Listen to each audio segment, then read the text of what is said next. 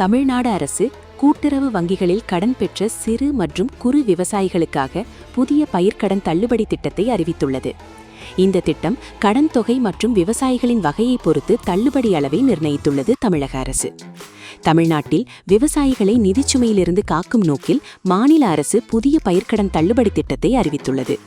கூட்டுறவு வங்கிகளில் கடன் பெற்ற சிறு மற்றும் குறு விவசாயிகளுக்கு இந்த திட்டம் பெரிய நிவாரணமாக பார்க்கப்படுகிறது.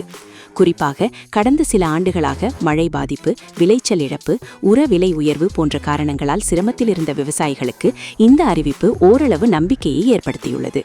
இந்த திட்டம் 1 மே 2025 முதல் 28 பிப்ரவரி 2026 வரை கூட்டுறவு வங்கிகளில் பெறப்பட்ட பயிர்க்கடன்களுக்கு மட்டும் பொருந்தும் என்று அரசு தெரிவித்துள்ளது. தேசியமயமாக்கப்பட்ட வங்கிகள் அல்லது தனியார் வங்கிகளில் பெற்ற கடன்களுக்கு இந்த சலுகை கிடையாது. தமிழக அரசு வெளியிட்ட அறிவிப்பின்படி குறு விவசாயிகளுக்கு கடன் தொகையை அடிப்படையாக கொண்டு தள்ளுபடி வழங்கப்படுகிறது. ரூபாய் 50,000 வரை கடன் பெற்றிருந்தால் முழு தள்ளுபடி. ரூபாய் 50,001 முதல் ரூபாய் 60,000 வரை இருந்தால் ரூபாய் 40,000 தள்ளுபடி. ரூபாய் 60,001 முதல் ரூபாய் 70,000 வரை இருந்தால் ரூபாய் 30,000 தள்ளுபடி. ரூபாய் 70,001 முதல் ரூபாய் 80,000 வரை இருந்தால் ரூபாய் 20,000 தள்ளுபடி. ரூபாய் 80,001 முதல் ரூபாய் 90,000 வரை இருந்தால் ரூபாய் 10,000 தள்ளுபடி. ரூபாய் 90,001 முதல் ரூபாய் 1,00,000 வரை இருந்தால் ரூபாய் 5,000 தள்ளுபடி வழங்கப்படும். இதன் மூலம் சிறிய அளவில் விவசாயம் செய்து வரும் ஆயிரக்கணக்கான குடும்பங்கள் நேரடி பலன் பெறுவார்கள் என அரசு நம்புகிறது. குறு விவசாயிகளுக்கு வழங்கப்படும் தள்ளுபடியின் 50% மட்டுமே சிறு விவசாயிகளுக்கு வழங்கப்படும் என்று அறிவிக்கப்பட்டுள்ளது. உதாரணமாக, குறு விவசாயிக்கு ரூபாய் 40,000 தள்ளுபடி கிடைக்கும் இடத்தில் சிறு விவசாயிக்கு ரூபாய் 20,000 மட்டுமே வழங்கப்படும். பெரிய அளவில் நிலம் வைத்திருக்கும் விவசாயிகளுக்கும் குறைந்தபட்ச நிவாரணமாக ரூபாய் 5,000 பயிர்க்கடன் தள்ளுபடி வழங்கப்படும். அவர்கள் பெற்ற கடன் தொகை எவ்வளவு இருந்தாலும் இந்த நிரந்தர தொகை மட்டுமே வழங்கப்படும். இந்த திட்டத்தின் மூலம் தமிழகம் முழுவதும் சுமார் 14.22 லட்சம் விவசாயிகள் பயன்பெறுவார்கள் என்று அரசு கணித்துள்ளது.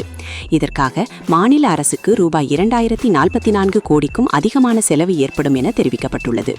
இந்த தள்ளுபடி மூலம் விவசாயிகள் அடுத்த சாகுபடி பருவத்திற்காக புதிய கடன் பெற எளிதாகும் என்று அரசு கூறியுள்ளது. பழைய கடன் சுமை குறைந்தால் புதிய விதைப்பு மற்றும் பயிரிடுதலுக்கான முதலீட்டை விவசாயிகள் தைரியமாக செய்ய முடியும் என்பதே அரசின் கணிப்பு. விவசாய சங்கங்களின் ஒரு பகுதி இந்த அறிவிப்பை வரவேற்றுள்ளது. நிதி சுமை இருந்தாலும் அரசு எடுத்திருக்கும் இந்த முயற்சி நல்ல தொடக்கம் என்று சில சங்க நிர்வாகிகள் கருத்து தெரிவித்துள்ளனர். ஆனால் மற்றொரு தரப்பினர் அதிர்த்து தெரிவித்துள்ளனர். அனைத்து வேளாண் கடன்களையும் முழுமையாக தள்ளுபடி செய்ய வேண்டும் என்பதே அவர்களின் கோரிக்கை.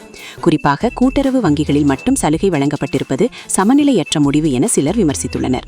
தமிழகத்தில் கடந்த காலங்களிலும் பல அரசுகள் பயிர்க்கடன் தள்ளுபடி அறிவித்துள்ளன. 2006இல் கருணாநிதி தலைமையிலான அரசு சுமார் 7,000 கோடி பயிர்க்கடனை தள்ளுபடி செய்தது. 2006இல் கருணாநிதி தலைமையிலான அரசு சுமார் 7,000 கோடி பயிர்க்கடனை தள்ளுபடி செய்தது. 2021இல் எடப்பாடி பழனிசாமி அரசு ரூபாய் 12,110 கோடி மதிப்பிலான பயிர்க்கடன் தள்ளுபடியை வெளியிட்டது. விவசாய நிபுணர்களின் கருத்துப்படி குறுகிய காலத்தில் இந்த திட்டம் விவசாயிகளின் நிதிச்சுமையை குறைக்க உதவும். ஆனால் நீண்ட காலத்தில் விவசாய வருமானத்தை உயர்த்தும் திட்டங்கள், குறைந்த வட்டி கடன்கள், விளைபொருளுக்கு நியாயமான விலை போன்றவை இணைந்து செயல்பட்டால்தான் விவசாயிகள் முழுமையான நிம்மதி அடைவார்கள் என்று கூறப்படுகிறது.